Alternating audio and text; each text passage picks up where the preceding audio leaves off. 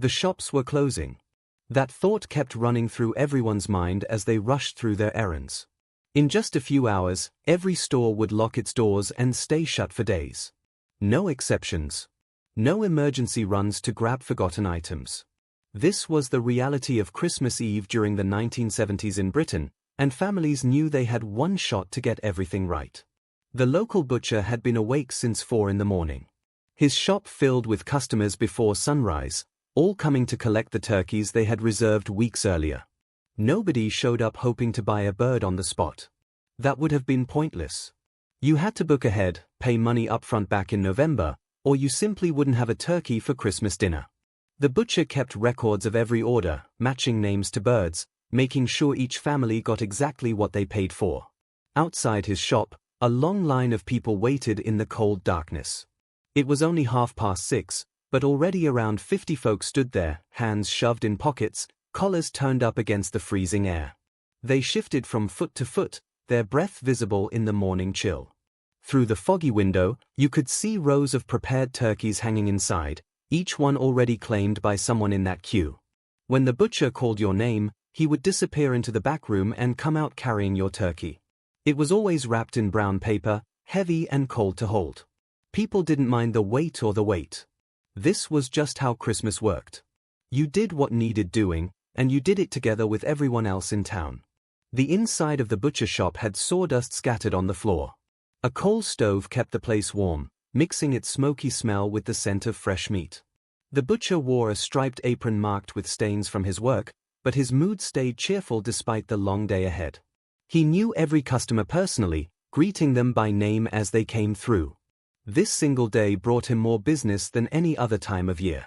By 9 o'clock, the last turkey had been picked up. The butcher shut his door, and that section of the high street went quiet. But for the families walking home with their birds, the real work was just starting. They still needed to get bread, milk, butter, and all the small things they had forgotten during earlier shopping trips. Time was running out. Stores would be shutting their doors soon. Woolworths became the final destination for most people. By 10 in the morning, the place was jam-packed with shoppers. Families fought over the remaining boxes of Christmas crackers. Kids pulled on their parents' arms, asking for one more selection box of chocolates. The pick-and-mix section turned into chaos, with everyone grabbing handfuls of sweets and filling paper bags until they ripped from the weight. People also hunted for last-minute gifts. Nothing expensive or complicated. A box of handkerchiefs for an elderly relative. Talcum powder for grandmother. A tin of quality street chocolates to bring when visiting family on Boxing Day. Simple items that showed you had thought of them. The cash registers never stopped ringing. Coins clinked together as cashiers counted change. Paper notes passed from hand to hand. Around noon, Woolworths turned off its lights and locked up. The high street emptied out completely. Christmas had officially started. Everyone headed home with arms full of bags, knowing they were on their own now until the shops reopened days later. The fear was real and immediate. Everything is shut. Those words echoed in the mind of every household. Once stores closed their doors, they stayed closed. Christmas Day, Boxing Day, and often the day after that too. If you forgot something, you were out of luck. No corner shops stayed open late. No gas stations sold milk in the middle of the night. You either had what you needed, or you went without. Maybe you could knock on a neighbor's door and hope they had extra condensed milk for the trifle you were making. This reality drove people to buy enormous quantities of basic supplies. Bread got purchased like war rations. Families would stock up on 6 or 8 loaves, even though most of it would go stale before getting eaten. Milk bottles lined up on doorsteps because refrigerators couldn't hold them all. Canned goods filled cupboards. Beans, soup, peas, anything that would keep. Running out was not an acceptable option. Back at home, the massive frozen turkey presented its first challenge. The refrigerator was tiny, just a small white box that barely held a pint of milk and some leftovers. A 12-pound turkey had no chance of fitting inside. So into the bathtub it went. Cold water ran over it for hours while the family waited for it to thaw. Mothers checked on it regularly, pressing the skin and feeling inside, constantly worried. If the turkey didn't defrost properly, Christmas dinner would be ruined. There was no backup plan available. The butcher was closed. The shops were shut. This turkey was the only option. Meanwhile, someone had to prepare the Brussels sprouts. Mountains of them. They were hard and green, and there seemed to be hundreds needing preparation. Family members sat at the kitchen table with knives and bowls, peeling outer leaves off each sprout and cutting a small cross into the bottom. One after another after another. Mothers claimed the cross helped them cook evenly. Kids suspected it was just pointless extra work. But everyone helped anyway because that's what happened on Christmas Eve.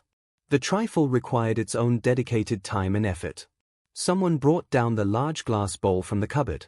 Sponge fingers went in first, soaked thoroughly in sherry. Then came tinned fruit cocktail, with those unnaturally bright red cherries scattered throughout. Jelly went on next, wobbling as it began to set.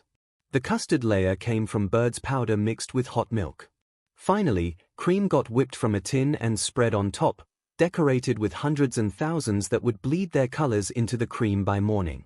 The finished trifle looked impressive and tasted like childhood memories. It took up valuable space in the refrigerator that really should have gone to the turkey.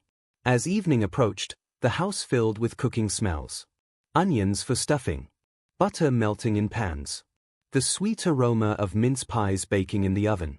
Some fathers disappeared early in the day, claiming they were just popping out to the pub for one quick drink. They called it early doors, just a single pint to celebrate the season. But one pint turned into two, then four, and by the time they walked back home slightly unsteady on their feet, their wives were checking on the turkey's first cooking test and feeling less than pleased.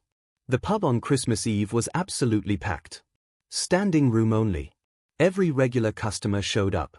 Decorations from years past still hung from the ceiling. Paper chains drooped. A tired bit of tinsel wrapped around bottles behind the bar. Despite the shabby decorations, everyone's spirits stayed high.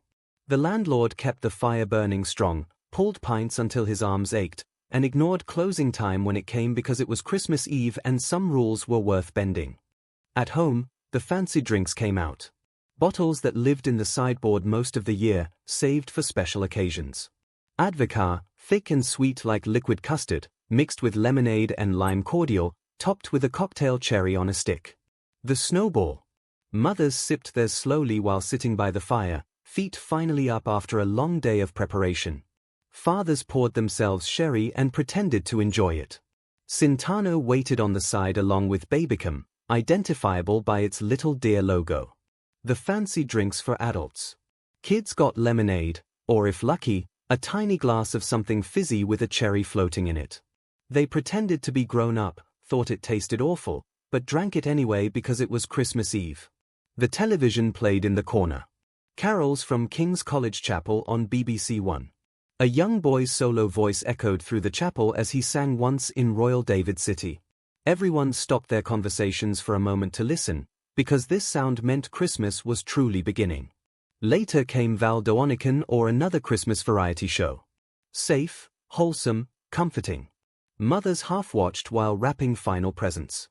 Fathers read the Radio Times with drinks in hand, circling tomorrow's programs. The Queen's speech at 3 o'clock. Morecambe and Wise after dinner. The big film in the evening. The schedule was sacred. The whole family would watch together because only 3 channels existed and this was simply what everyone did. Bedtime came earlier than normal. Tomorrow was Christmas, and everyone needed to be ready. The bathtub was finally available again. The turkey had been removed, still slightly frozen in the middle but close enough. Kids climbed into lukewarm water. The immersion heater had run out halfway through the family's baths. Whoever went last got whatever temperature remained. Clean pajamas waited on beds. New ones from Marks & Spencer, slightly oversized so they would last through the year. The fabric felt stiff and smelled like plastic wrapping. At the foot of each bed sat a pillowcase, not a stocking, secured with a safety pin and ready for Father Christmas. Before heading upstairs, the evening ritual took place. A mince pie on a plate. A glass of sherry, never milk. A carrot for the reindeer. All of it left on the hearth beside the fire.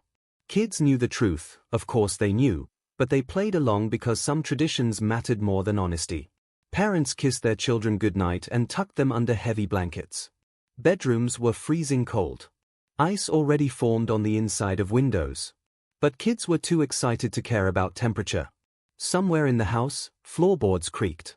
Whispers could be heard. Paper rustled. Children squeezed their eyes shut, pretended to sleep, and waited for morning to arrive. Outside, the street sat silent. No cars drove past. No voices carried on the wind. Just orange streetlights glowing and distant church bells ringing, calling people to midnight mass. Some families walked through the cold to their local church. Damp wool coats packed into pews. Candles flickered. Voices rose together singing "O Come All Ye Faithful." The vicar kept his service short because everyone was tired and wanted to get home. Other families stayed in, watching the fire burn low, looking at Christmas tree lights twinkling in the darkness. One final check of the turkey. One last sip of sherry. Then finally, bed. Christmas Eve during the 1970s in Britain was not glamorous. It was cold, tiring, and stressful. But it belonged to everyone. Every family in Britain experienced the same things together. If you remember standing in that butcher's queue or smelling Woolworths at Christmas, then this was your Christmas Eve too. It was not perfect. But nobody would trade it for anything else.